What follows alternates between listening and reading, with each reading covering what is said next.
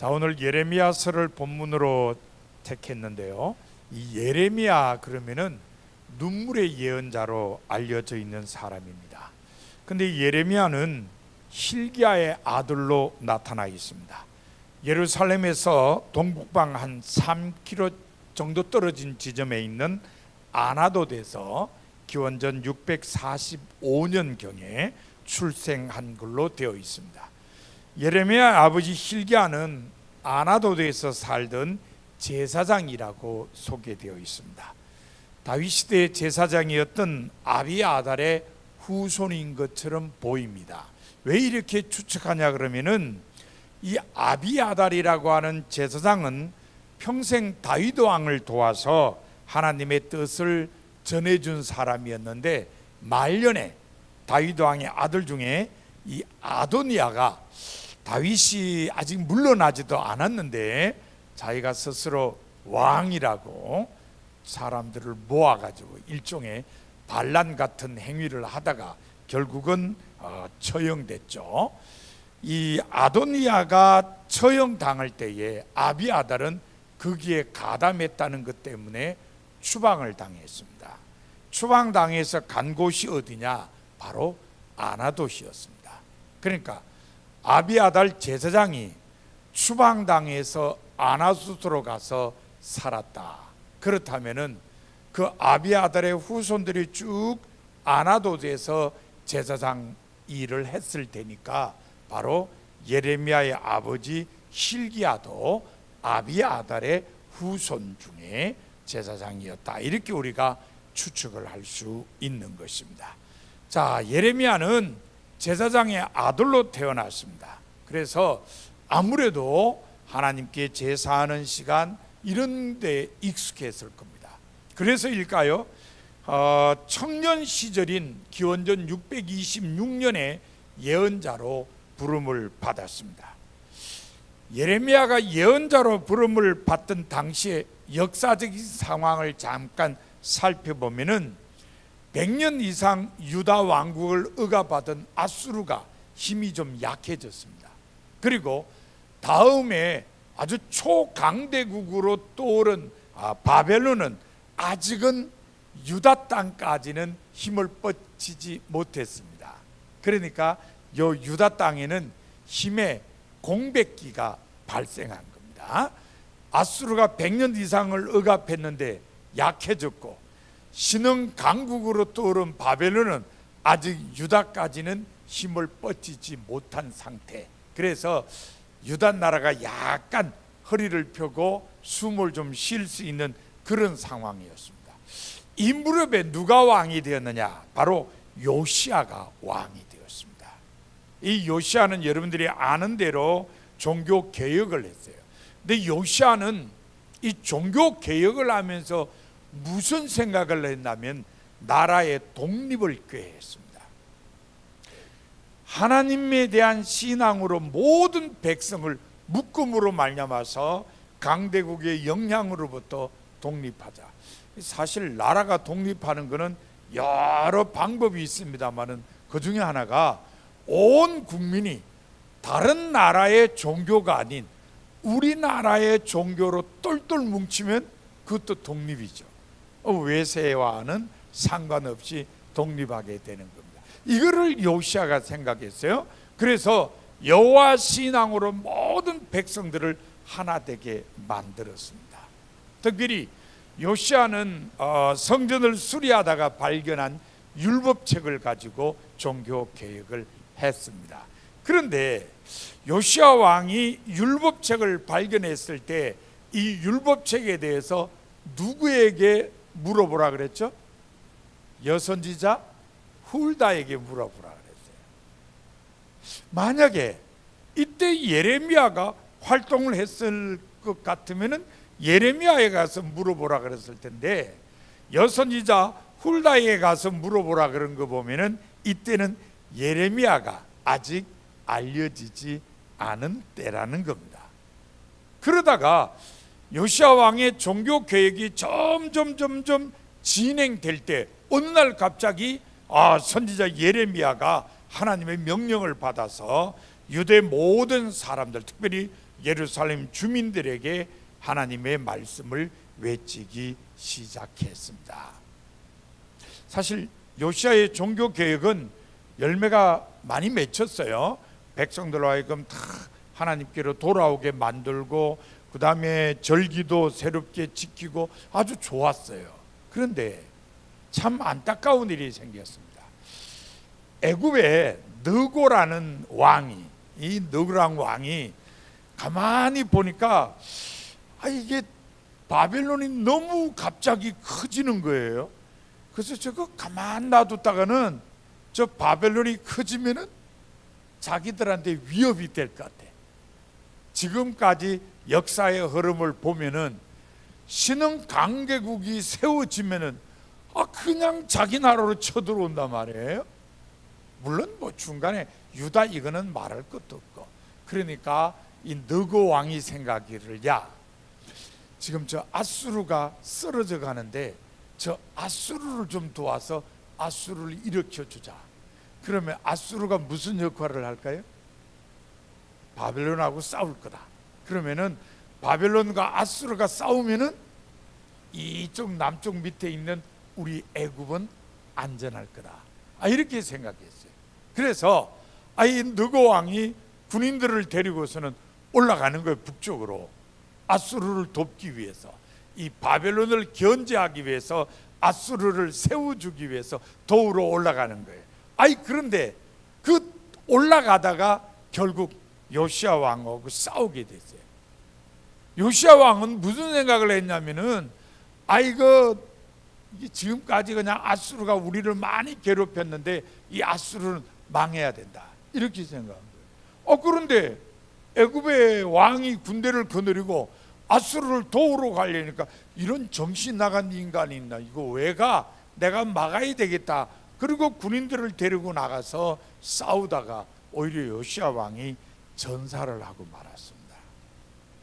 자, 느고 왕은, 애굽의 느고 왕은 요시야 왕을 죽인 다음에 이스라엘 군대가 흩어지니까 계속 자기 목적 달성을 위해서 아수르까지 올라갔어요.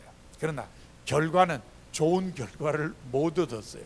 왜냐하면 아수르는 이미 다 망해가는 나라였기 때문에 별 도움이 되지 못해서 다시 군인들을 이끌고 내려옵니다. 자, 유대 나라 입장에서는 요시야 왕이 죽었어요. 왕이 죽으면 어떻게 하죠? 빨리 왕을 세워야죠. 그래서 요시야 왕이 죽으니까 요시야 아들 요아스를 왕의 자리에 앉혔어요. 그런데 느고 왕이 자기 나라로 내려가면서 유다 나라에 와봤더니 뭐 왕이 세워져 있어요. 네가 무슨 왕이야? 그러고는 요아스 왕을 잡아가지고 애굽으로 데려갔어요.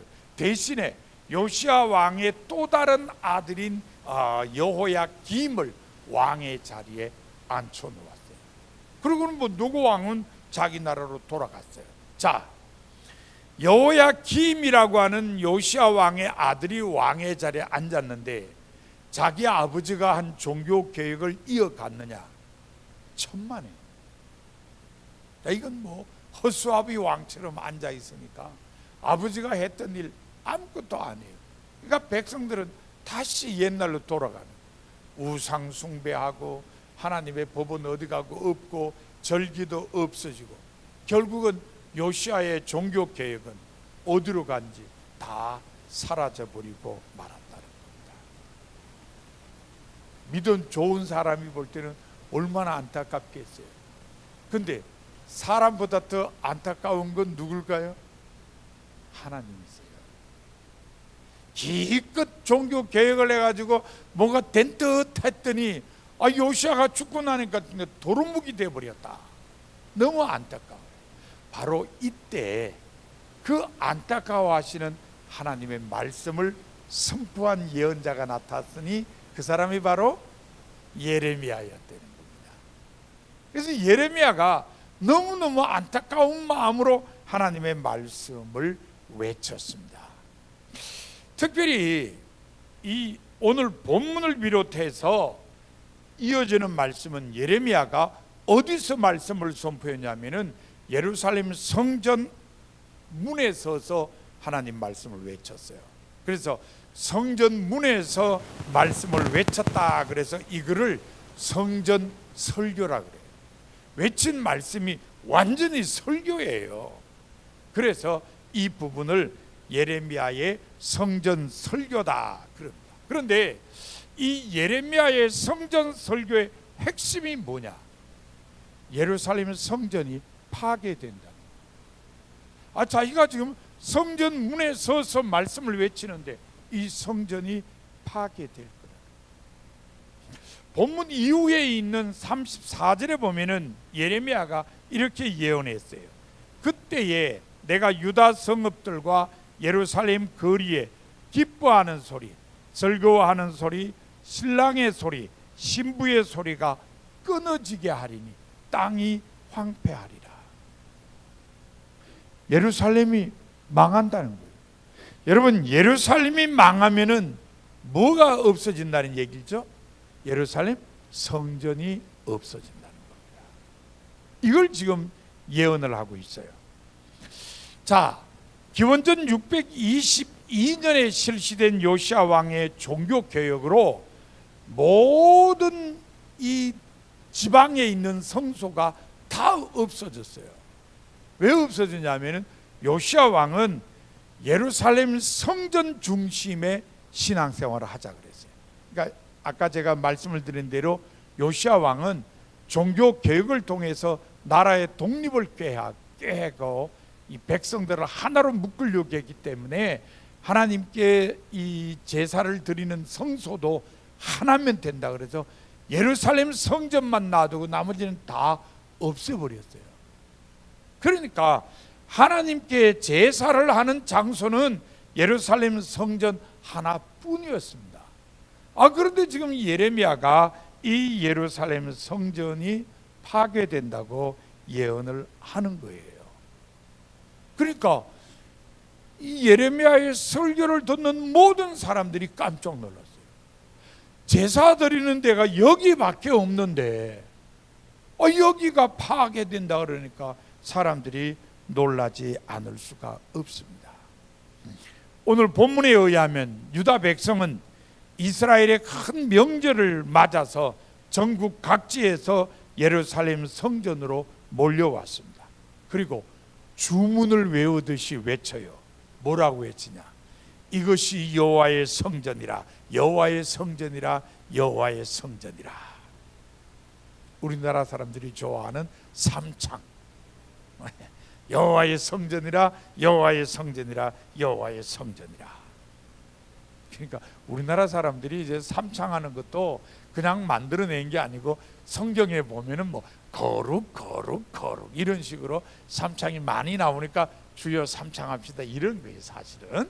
자, 어쨌든 이 무렵에 사람들이 예루살렘 성전에 와서 여호와의 성전이라, 여호와의 성전이라, 여호와의 성전이라 이렇게 외치는 거예요. 자, 여러분, 이 건물이 여호와의 성전이다 이렇게 외칠 때 그 외침 속에는 어떤 뜻이 담겨져 있을까요?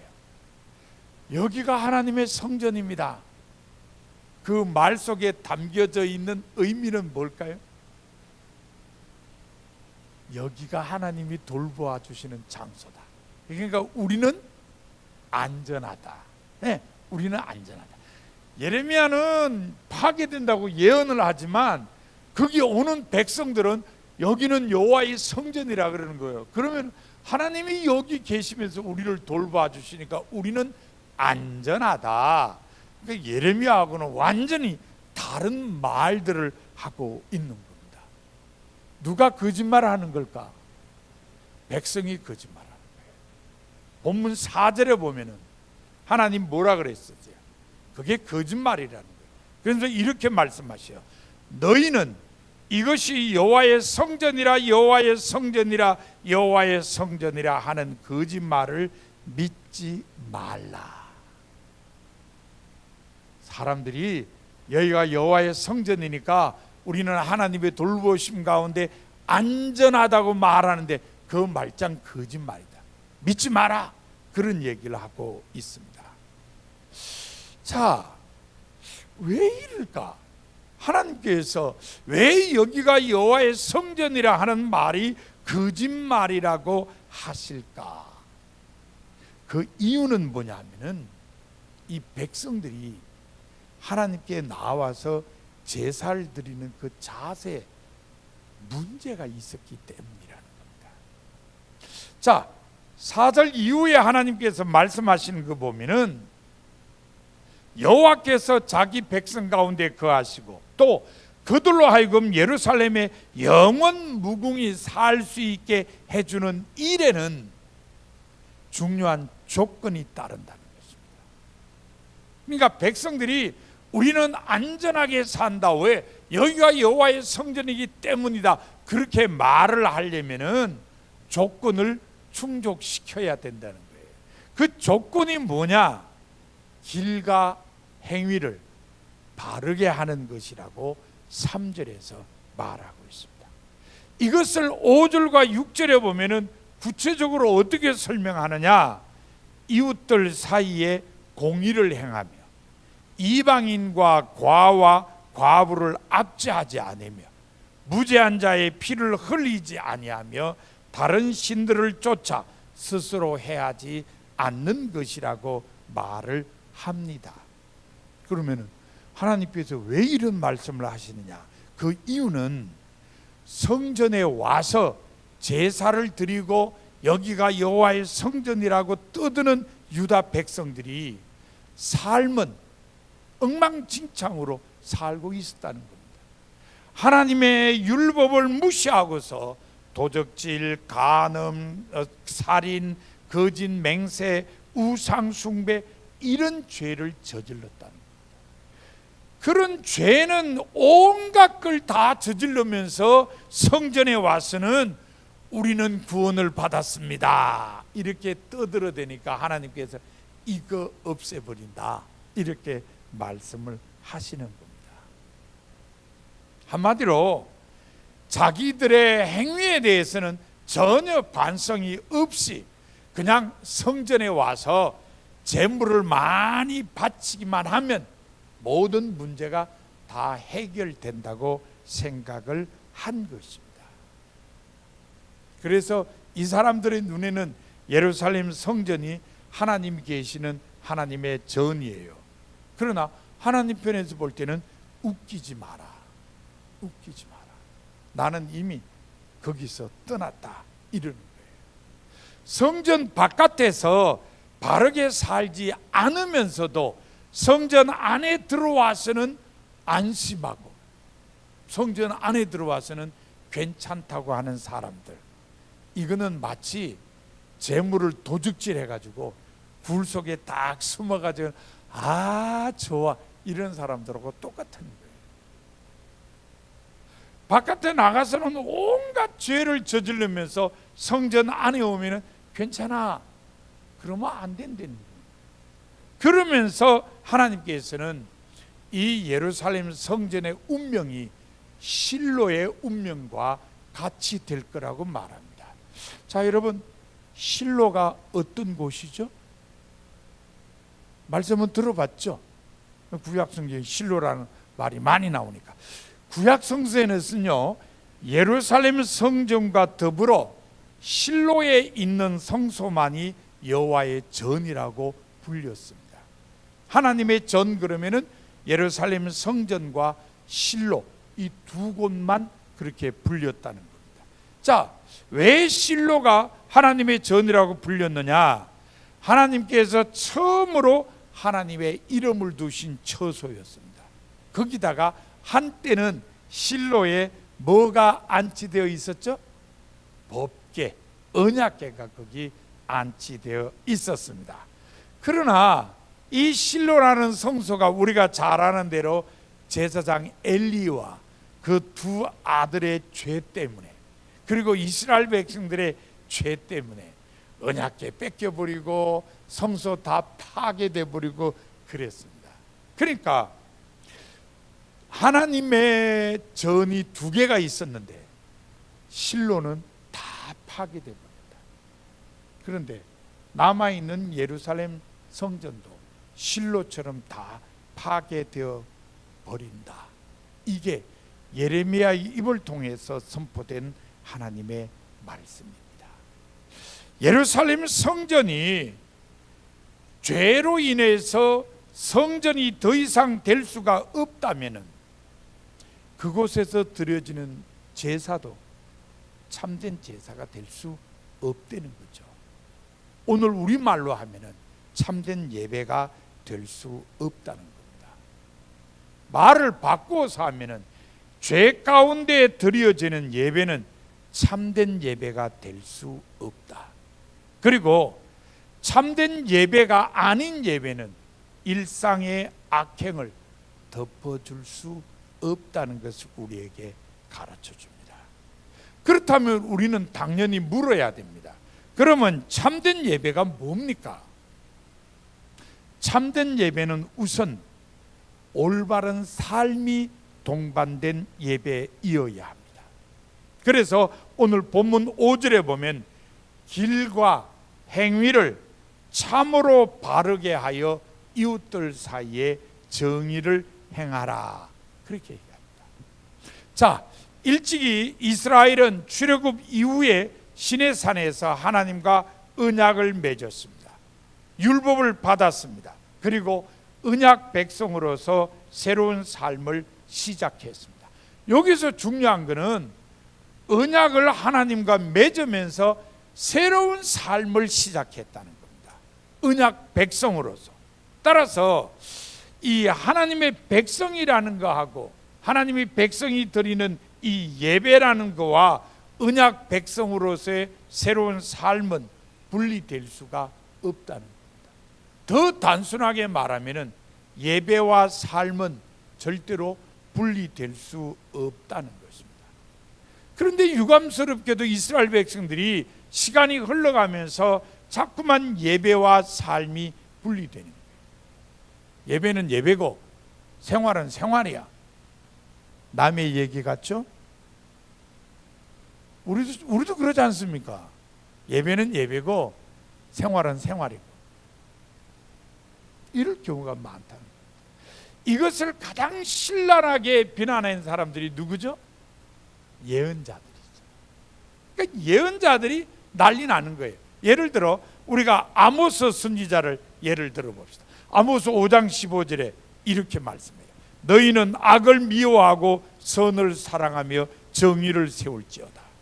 24절에는 오직 정의를 물같이 공의를 마르지 않는 강같이 흐르게 할지어다.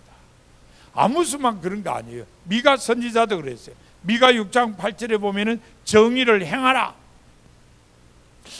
왜 하나님께 예배는 잘 드리면서 삶은 그렇게 개떡같이 사냐? 이거 왜 지금? 이게 예언자들만 그랬다고 생각하지 마세요. 예수님께서도 서기관과 바리새인들을 막 호통쳤습니다.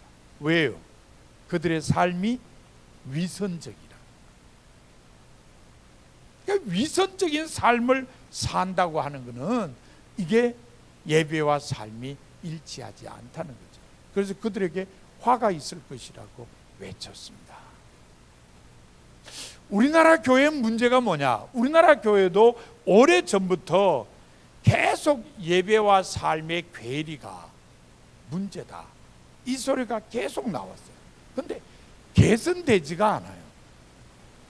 개선되지가. 계속해서 교인들에게 여러분의 삶이 예배와 하나가 되어야 됩니다, 그렇게 계속 말씀을 선포하는데도 잘 안 돼요. 여러분, 창세기 4장에 나타나 있는 아담의 아들 가인을 생각해 보세요. 가인이 땅의 소산으로 제물을 삼아서 하나님께 제사를 드렸습니다. 하나님께서 받지 않으셨어요. 그런데 창세기 저자가 어떻게 썼냐면요, 하나님께서 가인과 가인의 제물을 받지 않으셨다. 그러니까 가인의 제물만 하나님이 안 받으신 게 아니고 예배하는 제물을 드리는 가인 자체를 받지 않으셨다는 겁니다. 이게 중요해요. 가인의 제물만 안 받은 게 아니고 가인의 삶조차 받지 않았다는 겁니다. 왜? 가인의 삶이 하나님 보시기에 합당하지 않았기 때문에 그랬다. 삶과 분리된 예배, 하나님께서 기뻐하지 않으신다. 1972년에 제작된 미국 영화 중에 대부라는 영화가 있었습니다. 혹시 기억나시는지 모르겠네요. 남자들이 좋아하던 영화인데 막 난리 나는 영화예요. 이 갱단들, 그 영화에 속에 나오는 사람들은 마피아들이죠. 이탈리아에서 미국으로 건너온 이 갱들, 마피아들인데 그게 아주 인상적인 장면이 하나 나와요. 자, 어떤 아이에게 세례를 줍니다. 그 아이의 세례를 줄 때 대부를 세우죠. 부모 말고 대부를 세워. 그래서 이렇게 점장이 생긴 사람이 거기 자기가 대부로 탁 서서 아이 세례 주는 장면을 지켜봐요. 근데 그 대부로 서 있는 사람이 자기 적대자들을 다 죽이라고 부하들이 시켰어요. 그래서 아이가 세례 받으면서 자기가 대부로 이렇게 서서 기도하는 순간에 그 사람이 보낸 부하들은 다른 적대자들을 다 죽인. 어떻게 이런 일이 일어날 수 있어요? 세례받는 아이의 대부가 되려고 경건하고 거룩하게 서 있는데 그 시간에 그 사람이 보낸 부하들은 다른 대적자들을 총으로 다 죽여요. 이게 바로 예배와 삶이 분리되어 있는 대표적인 예인 거예요. 이건 안 된다는 거예요. 그래서 야고보서 2장 19절에 보면 네가 하나님은 한 분이신 줄 믿느냐? 잘하는도다 귀신들도 믿고 따른다. 예배 귀신들도 할 수 있어. 왜? 귀신들도 하나님 아니까. 근데 귀신들은 뭐가 없어요? 삶이 없잖아요.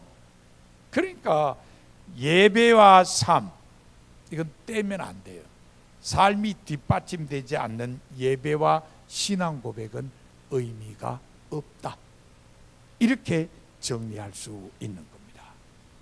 자, 여러분, 참된 예배는 바른 삶이 동반되어야 한다. 이걸 여러분 마음 새기시길 바랍니다. 자, 또 하나를 여러분 생각. 참된 예배는 뭐가 또 돼 있어야 되느냐? 돌보는 삶이. 본문 6절을 통해서 우리가 추측해 보면은 아마도 예레미야 당시의 이스라엘 사람들은 이방인과 과와 과부를 압제한 것처럼 보여요. 이방인, 과와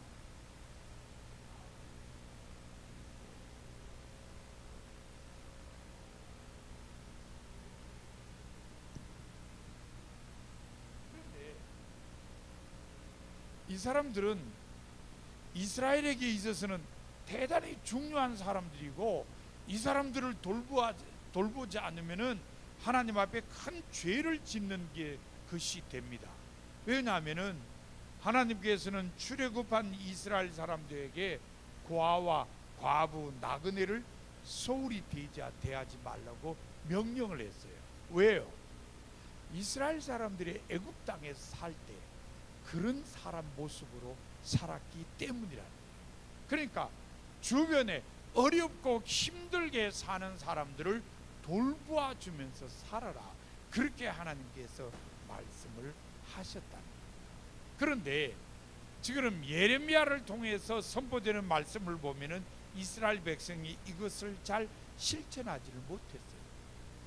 물론 예레미야 시대만 그런 게 아니에요. 아모스 시대도 그랬어요. 아모스 2장 6절과 7절을 보면요, 하나님께서 아모스 선지자를 통해서 이 빈궁한 사람들을 어렵게 하는 사람들에게 아주 그냥 질타하고 경고의 말씀을 주었어요. 신한캐를 받고 가난한 사람들을 팔고 사는 자들, 바로 그런 사람들에게 하나님의 진노가 임하리라고 이야기했습니다. 미가 선지자에게도 마찬가지예요. 미가 2장 2절에도 보면 하나님께서 미가 선지자를 통해서 말씀을 주시기를 가난한 사람들의 밭이나 집을 탐내어서 빼앗는 사람들에겐 재앙이 있으리라고 경고를 했습니다. 예언자들만 그런 게 아니에요. 예수님께서도 가난한 이웃에게 무관심한 부자 어디 간다 그랬어요? 죽으면 엄부에 내려간다. 자, 부자는 맨날 화로 연락하고 살고, 부잣집 대문 앞에 거지는 먹을 게 없어서 부자가 그냥 밥 먹을 때 이 부드러운 빵으로 손을 닦고 버리면은 그게 음식이에요, 쓰레기? 쓰레기죠. 손 닦았으니까. 그거를 그 거지가 먹고 살았다. 근데 나중에 죽으니까 거지는 아브라함 품에 안겼고 부자는 엄부에 내려간다. 그런 거예요. 가난한 사람들에게 무관심한 부자 엄부에 내려간다. 그렇게 경고를 예수님께서 하셨어요. 그러니까 우리는 예수님의 이 경고를 귀담아 들어야 돼요. 아, 하나님의 백성 된 사람들은 주변에 힘들고 어려운 사람들에 대해서 관심을 가지고 돌봐야 되는구나. 교회도 당연히 그렇게 해야 되는구나 하는 것을 마음에 새길 필요가 있다는 것입니다. 복음이라고 하는 것은 곳간에다가 재물을 쌓아두는 게 아니라 끊임없이 재물을 나누고 베푸는 것이다 하는 것을 우리가 마음에 새길 필요가 있다는 것입니다.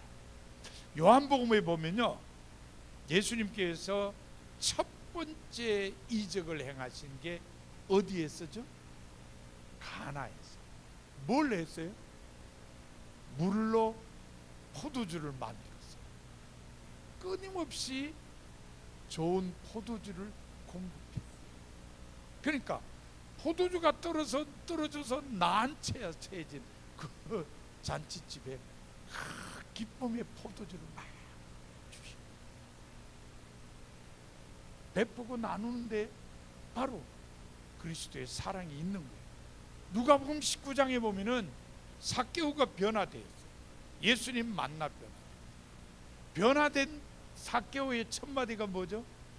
내 재산 절반 딱 잘라서 가난한 사람들에게 나눠주고, 토색한 거 있으면 4배나 갚게, 자기 재산을 가지고 사람들에게 나눠주겠다.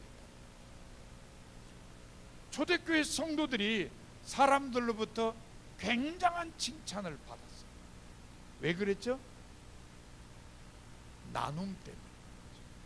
내게 있는 것을 공동체로서 내놓았어요. 그래서 그걸 필요에 따라 사람들이 쓸 수 있도록 했다. 심지어는 전 재산을 바치는 사람들도 있었다. 그런 것 때문에 세상 사람들부터 칭송을 받았다. 그러니까 예배는 돌보는 삶이 동반돼요. 자, 결국 두 가지가 동반돼 있대요. 올바른 삶, 돌보는 삶. 이 두 가지가 동반된 예배가 참된 예배라. 이런 점에서 우리는 우리 자신들을 늘 살펴봐야 된다. 내가 하나님 앞에 와서 예배하기 위해 지금 앉아있는 내 삶이 정말 동반된 예배를 내가 드리려고 와 있는가? 지금 예배하는 나는 올바른 삶과 돌보는 삶을 살아왔는가? 이걸 언제나 우리가 돌아봐야 된다. 그래서 예배하는 나는 항상 이웃에게 정의를 행하고 사랑을 베푸는 사람이 되도록 해야 한다. 바로 이 말씀을 오늘 본문이 우리에게 주고 있습니다. 자, 올 한 해 여러분 예배가 생활이 되는 삶을 사시기 바랍니다. 예배가 생활이 되기 위해서는 삶이 올바라야 돼요. 삶이 돌보는 되어야 합니다. 여러분 모두 올바른 삶과 돌보는 삶이 동반된 참된 예배를 올 한 해 드리시는 모든 성도가 다 되시기를 바랍니다. 기도하겠습니다.